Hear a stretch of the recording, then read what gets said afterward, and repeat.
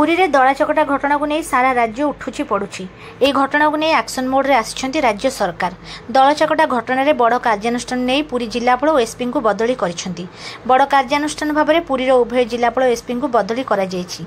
नूतन जिलापाल भाव चंचल राणा को नियुक्त करा जायतिबा बेले नूतन एसपी भाव पिनाक मिश्र को दायित्व दिया देछि। पूर्वरु पुरी एसपी भाव में विनीत अग्रवाल और जिलापाल भाव में सिद्धार्थ शंकर स्वयं कार्य करुथिले। सेहीपरि डीसीपी विष्णुपति और कमांडेंट अजय पाड़ी को निलंबित करा जायछि।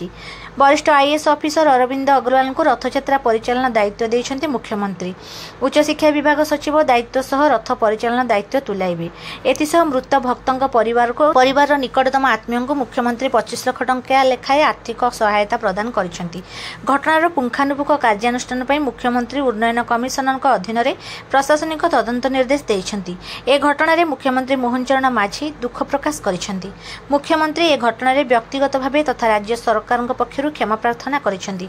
मुख्यमंत्री कहिसेंति जे महाप्रभुଙ୍କ रथयात्रा आम ओडिया जातिर गर्व और गौरव। एथिरे सामान्य अवहेला बर्दाश्त करा जिवो नाही। समस्त दायी व्यक्तिଙ୍କ विरोध में दृष्टांतमूलक कार्यानुष्ठान ग्रहण करा जिवो।